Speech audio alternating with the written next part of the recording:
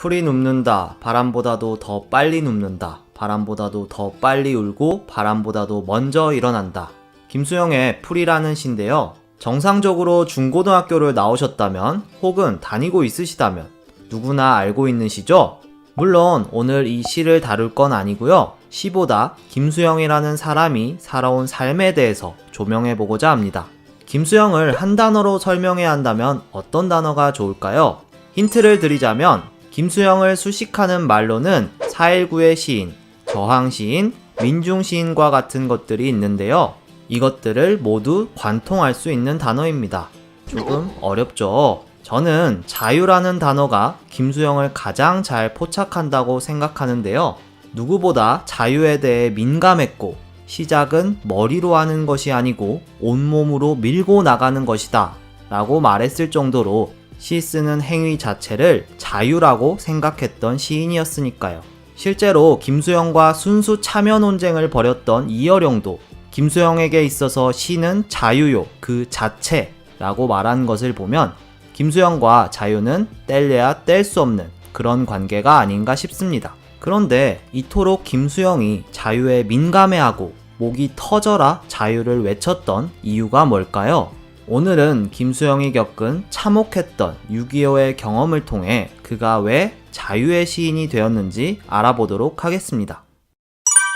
6.25가 터졌지만 부인 김연경의 배 안에서 자라고 있는 아이 때문에 김수영은 도망간다는 것은 생각조차 하지 못합니다. 당시 반동으로 몰려 이광수, 정지용, 김억 등의 많은 문인들이 정치 보위부로 끌려갔는데요. 김수영도 반동으로 몰리지 않기 위해 어쩔 수 없이 좌익 세력의 문학가 동맹에 가입해야만 했습니다. 그러던 어느 날 동맹원들도 모두 종군을 나가게 될 것이라는 소문이 퍼졌고 그 소문은 현실이 되었습니다. 결국 김수영도 의용군에 징집되어 북으로 끌려가게 되었는데요. 두고 온 가족들에게 보복을 할까봐 도망칠 생각은 할 수 없었습니다. 그렇게 평안남도 개천에 도착해 자신보다 훨씬 어린 소년병들에게 이런 갓나 새끼들, 미제 앞잡이 새끼들과 같은 욕과 발길질을 받으며 혹독한 훈련을 해야 했습니다.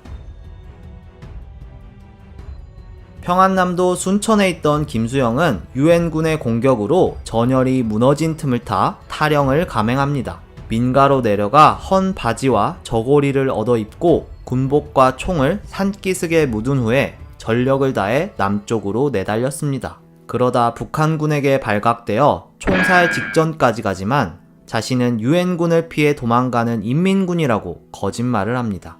김수영은 이때를 악귀의 눈동자보다도 더 어둡고 무서운 밤으로 회상합니다. 자신의 말을 증명해보라는 북한군의 말에 따라 사흘 밤낮을 가리지 않고 손톱이 다 부서지도록 땅을 파내 군복과 총을 찾아냈고 이를 가지고 개처럼 생명을 구걸해야 했습니다.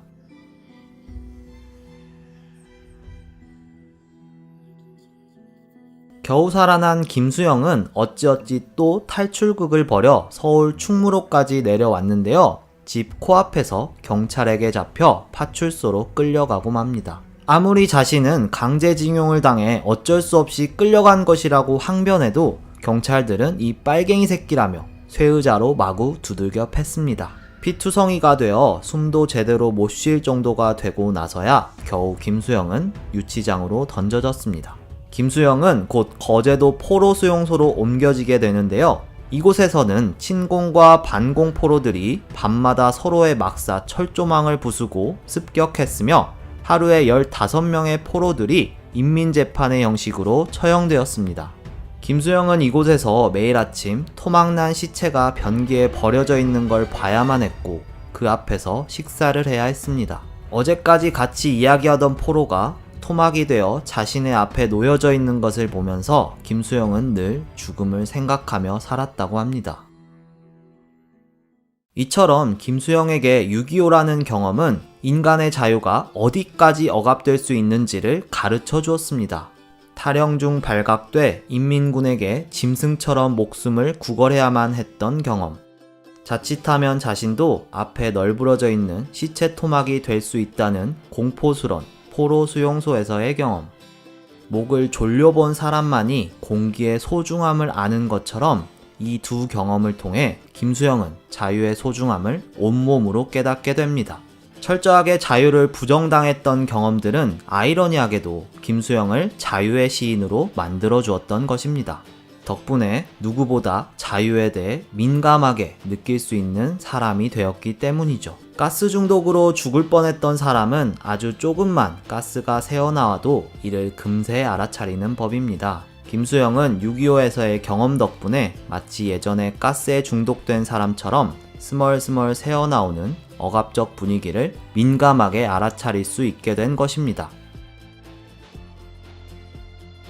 그리고 이를 사람들에게 알리기 위해 시를 썼던 것이죠. 김수영에게 당시 사람들은 가스가 새고 있는데도 알아채지 못한 채 잠들어 있는 것처럼 보였을 것입니다. 어쩌면 김수영은 스스로 비상경보기가 되어 사람들을 흔들어 깨우려고 했는지도 모릅니다. 이승만 독재가 끝나고 이제는 좀 자유로워졌다고 착각하는 사람들에게 여전히 자유는 억압되고 있다는 것을, 한 번도 진정한 자유는 실현된 적이 없다는 것을 시로써 외쳤던 게 김수영이라는 사람이지 않을까 생각해봅니다. 이제 왜 김수영이 자유의 시인이 되었는지 이해가 되시나요? 오늘의 국어 이야기는 여기까지입니다.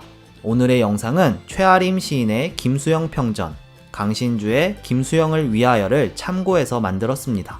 더 궁금하신 분들은 찾아서 읽어보시면 좋을 것 같습니다. 내용이 재밌고 도움이 되셨다면 구독과 좋아요 부탁드리겠습니다. 시청해주셔서 감사합니다.